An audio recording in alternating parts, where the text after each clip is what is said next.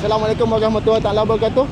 Saya berita penting. Assalamualaikum dan salam sejahtera guys. So hari ni saya dekat Litar Sepang lagi. Kita ada another session off track day dekat Sepang. So kepada mereka yang meminati kelajuan, dunia motorsports. Kalau korang pakai motor-motor yang laju, naked, street, super naked, superbike kan, korang kena datang lah dekat sini guys. Kena main dekat Sepang ni. So hari ni motor saya kita try setup yang berbeza. Saya pakai monoshock yang baru. Saya pakai B-Turbo punya monoshock untuk ZX10 tu. Lepas tu kita tukar setting sprocket. Kita pakai sprocket size 520, kecil sikit daripada standard 525. And sprocket ratio pun kita naikkan. And yang paling penting saya test ni guys, tayar baru. Saya tak pernah pakai tayar Bridgestone. First time saya test tayar Bridgestone RS11 dalam Litar dekat motor berat superbike. Risau sikit sebab kita tak tahu kan performance tayar Bridgestone ni macam mana. Kalau yang Bridgestone R11 tu mungkinlah kita confident sikit kan. So jom kita test. Nanti saya update.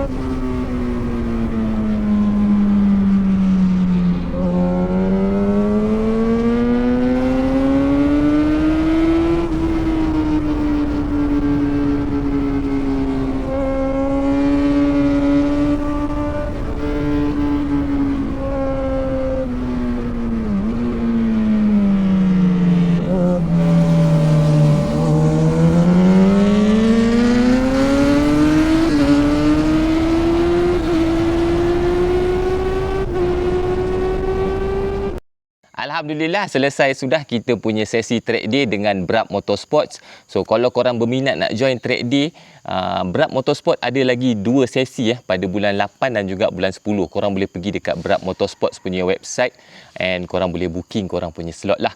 So jom kita cerita pasal Bridgestone RS11 ni. Walaupun tayar ni dikatakan untuk kegunaan jalan raya street kan, racing street, tapi korang tengok tayar ni cara dia terkoyak dia kan. Selalunya bila saya pakai tayar-tayar street kan masuk dalam track, dia punya tayar tu getah dia jadi macam getah yang terbakar. Korang ambil api, korang bakar getah. Dia jadi macam cahaya berkilat tu. Tapi untuk Battleax RS11 ni tayar dia koyak macam tayar Litar. Korang tengok sendiri dia punya koyak dia. Ini tengah panas memang melekat gila guys. Saya letak kunci pun tak jatuh kunci tu. Kunci tu memang melekat. And dia lembut gila masa dia tengah panas. So saya rasa dia 50-50 lah, street dan juga track. So Battlex RS11 ni dia sesuai untuk siapa sebenarnya. So kalau korang gunakan untuk kegunaan harian, jalan raya biasa, saya rasa memang okey lah sebab dia memang intended untuk street pun. Tapi kalau korang nak pakai dalam track pun boleh guys. Saya rasa sesuai untuk mereka-mereka yang kalau masuk dalam sepang besar tu, timing dia sekitar 2 minit 30 saat dan ke atas. 2 minit 40, 2 minit 50. Saya rasa korang tak akan ada masalah menggunakan tayar Battlex RS11 ni. Sebab RS11 ni untuk beginner-beginner macam saya, dia punya edge grip dia mencukupi. Tapi kalau korang timing kat sepang korang 2 minit 29 dan ke bawah lagi laju, mungkin korang kena try Battlex R11 yang itu lebih track oriented punya tayar lah. Battlex RS11 ni akan digantikan dengan RS12 tak lama lagi. RS12 tu confirm lagi padulah daripada ni. Tapi bila dia masuk pasaran Malaysia, saya pun tak pasti.